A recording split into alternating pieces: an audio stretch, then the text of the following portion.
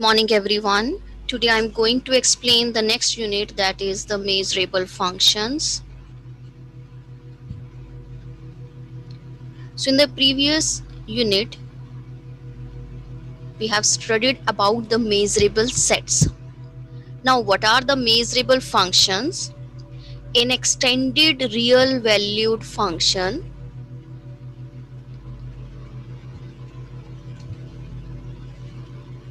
extended means the minus infinity and plus infinity is involved. So this is extended real number, means you are its union with minus infinity and plus infinity, means the function attains value minus infinity as well as plus infinity on some x, right? So an extended real valued function f defined on a measurable set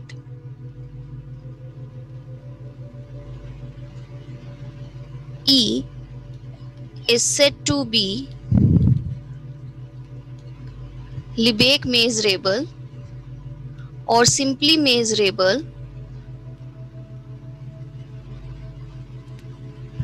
on any set E if the set E f greater than alpha, means it is a set of all those points from the domain where the value of the function is greater than alpha, and here alpha is any real number. If this set is measurable for all real numbers alpha, then this function f is said to be measurable function. However, the measure of this set that may be finite or infinite, right? So f is a function which is defined on the set E, right? This function attains value either infinity or any finite number. So if the set this, it is a set of all those points from the domain where the value of function is greater than alpha. If this set is measurable for every real number alpha, then this function is said to be Lebesgue measurable or simply measurable. Now for example, let's suppose you are having a constant function defined on a measurable set. So f is a function where E is a domain set, and given that this set is measurable, to the extended real number is denoted by r star. Here r star means this function may assume value plus infinity or minus infinity also, and given that this function is constant for every x from the domain which is the set E. So we have to check whether this function is measurable or not, means we have to check EF greater than alpha, where alpha is any real number. So let alpha be any real number. We consider this set means it is a set of all those points from the set E where the value of the function is greater than alpha. Value of the function is always k because your function is a constant function, so you can substitute over here. So what we have, we get the set of all those points from the domain where the value of k is greater than alpha. Now since alpha is any real number, so if we choose alpha to be less than k, so this is always true. If your alpha is strictly less than k, this is always true. It means it is every point of the domain, that means the whole set E. But if your alpha is greater than equals to k, then we are having no point which satisfying this condition. Now just see with the help of an example. Let's suppose we choose k to be 4, right? Now alpha is any real number such that we have to find those points of the domain where the value of the function is greater than alpha. So here it is 4. So if we choose alpha to be strictly less than 4, if we choose alpha to be let's suppose 3.9, 3, 2, 0, 1, so this condition always hold, means it is true for every point of the domain, so we get the whole set E. But if we consider alpha to be greater than or equals to k, let's suppose we choose alpha to be 4 which is equal to k, is there any point which satisfying this condition that 4 is strictly greater than 4? There is no point, so we get empty set. Similarly, if you choose alpha to be, let's suppose, 5. Is there any point such that your k is greater than alpha, means greater than 5? Is this condition true? No, right? So there is no point which satisfying this condition, so it means it should be empty set. Now just see E set, this is given to us, this is measurable. We know that empty set is measurable. Both the sets on the right hand side, they are measurable, so this implies this set is measurable. Whenever this set is measurable, it means our function is a measurable function. So every constant function defined on a measurable set is a measurable function. So this is an example of measurable function.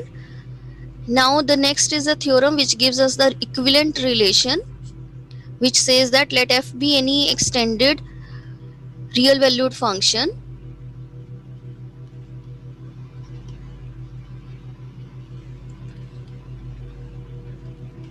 which is defined on a measurable set E having the finite measure or infinite, then the following statements are equivalent.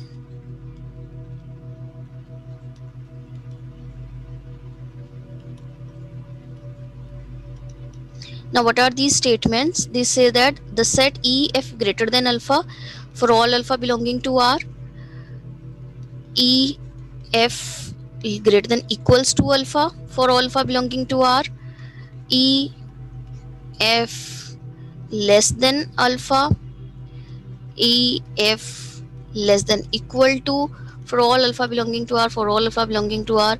All these are measurable sets.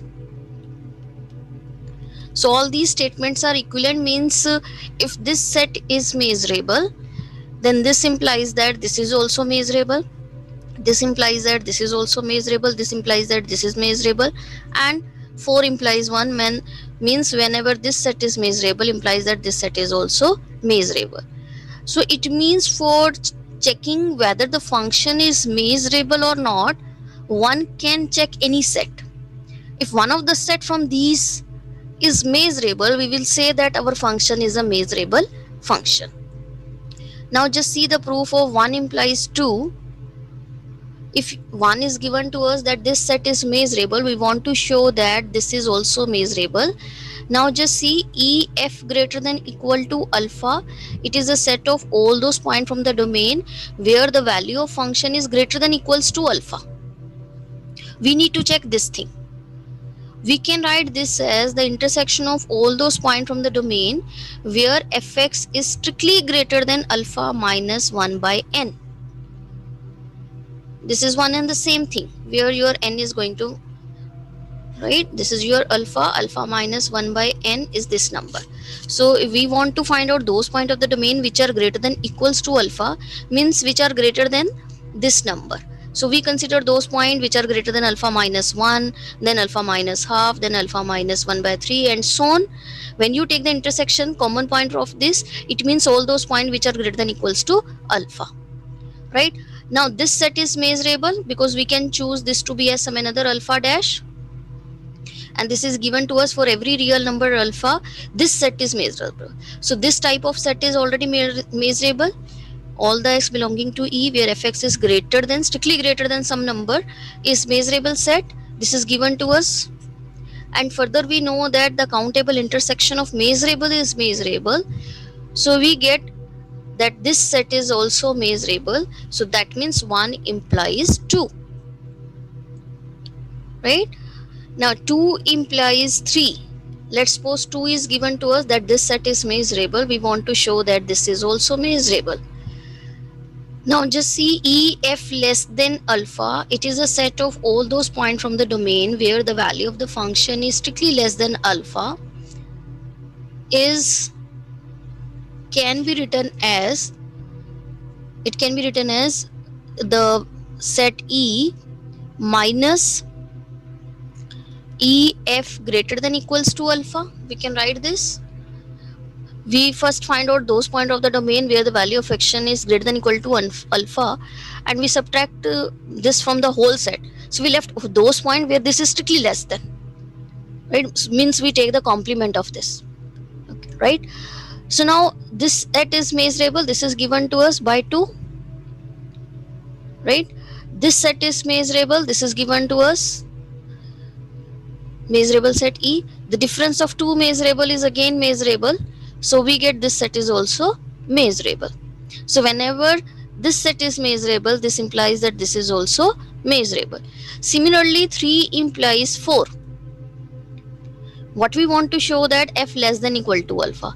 Again, we can write E f less than equal to alpha as the intersection of all those point from the domain where the value of function is strictly less than alpha plus 1 by n.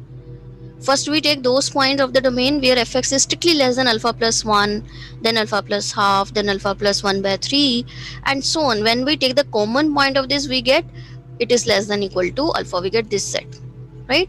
Now since this is measurable by third and countable intersection of measurable is again measurable, so we get this set is measurable. So whenever 3 holds, this implies 4 also hold. Similarly, one can show that 4 implies 1 because 1 is a complement of 4. So if you want to show that f greater than alpha, this set is measurable. This is same as that E minus E f less than equal to alpha. By 4, this set is measurable. This is given to us measurable. The difference of two measurable is again measurable. So we get this set is measurable.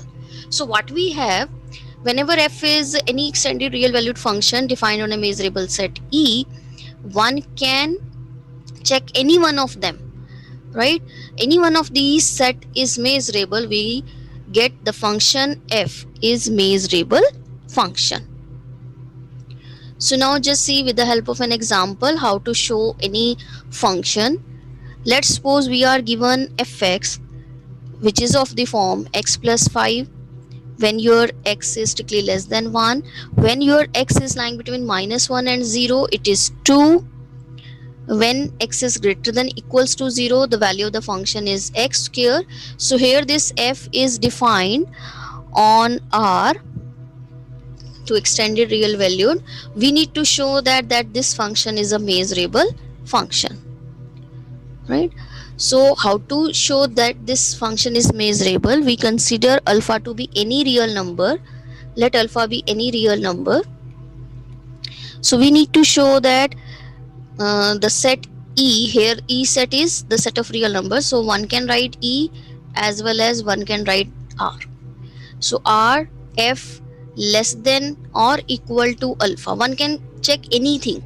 Either f less than 1, strictly less than alpha, strictly greater than, less than equal to, greater than equal to 1. So you can check anything, right? So I consider a set of all those x belonging to the real number so that your f is less than equal to alpha. So we need to check this set is measurable or not. So we take different conditions and we will check this thing. Let's suppose your alpha is strictly less than 0. So we need to find those points from the real numbers such that the value of the function is strictly less than equals to alpha, where alpha is strictly less than 0, right? So now just see, this cannot be strictly less than 0 because it is 2, it is positive number. X square is also always positive, so this is also not strictly less than 0. So we left with only this thing. So we will put this the number that this is less than or equals to alpha.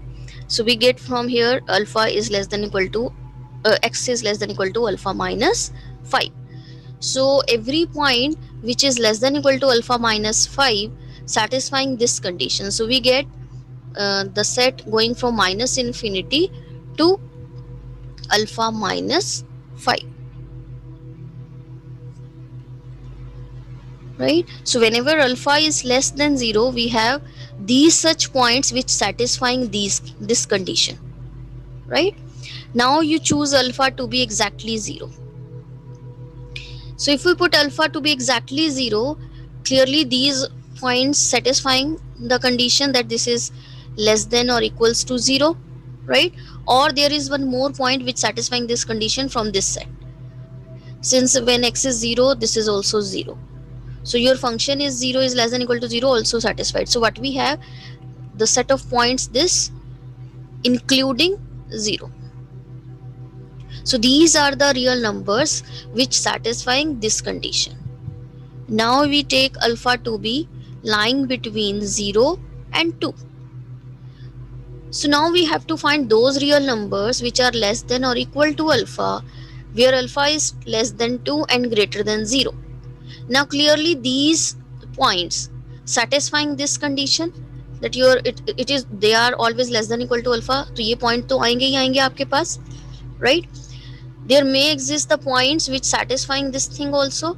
Your x square is less than equal to alpha, means your x square is x is less than equal to square root of alpha. Since your alpha is positive, sign this inequality remains same, and we will have the square root, positive square root of alpha over here. So what are the points? The points which satisfying this condition are minus infinity to alpha minus 5, ये तो satisfy करेंगे ही, take its union with the 0 and less than square root of alpha, right? So if your x is square root of alpha, it also satisfying this condition, and any point which is less than square root of alpha also satisfying this condition. Now you take the condition on alpha, let it be greater than equals to 2 and strictly less than 4. So when you consider alpha to be strictly less than 4 and greater than equals to 2, again these points satisfied here, those points which are less than equal to, strictly less than equal to alpha. Moreover, these points also include, so minus 1 to 0, this points also include. So what we have, minus infinity to alpha minus 5, its union with the points from minus 1. Here it is less than equals to the points from minus 1 also going up to square root of alpha. So let's see with the help of an example. Let's suppose we choose alpha to be 3. It is lying between 2 and 4. So we need to find those points from the real numbers which satisfying this condition that your fx is less than equal to 3. Now just see, these are the points. If you consider alpha minus 5, so your alpha is 3 here, minus 2. So minus infinity to minus 2, right? So if you choose x to be, let's suppose the last point which is minus 2, minus 2 plus 5 which is 3, 3 is less than equal to 3, this is true, right? So these points involved, right, include ho jayenge these points. Now come to this point, whenever your x is lying between minus 1 and 0, its value is 2. So 2 is strictly less than equal to 3, right? This is also true, so means this points also involved. So minus 1 to 0 involve हो गया. Now x greater than 0 के लिए कौन से point satisfy करेंगे? X square is less than equal to 3, so x is less than equal to root of 3. So here if you choose put alpha, you get alpha. So we have those points which are going from 0 to square root of alpha satisfying this condition. So if we include minus 1 to 0 with 0 to square root of alpha, we get this. So we are having these points which satisfying this condition. Now you choose alpha to be greater than or equals to 4. When your alpha is greater than or equals to 4, right, that in that case it includes all the points up to square root of alpha. It includes every point which are less than square root of alpha.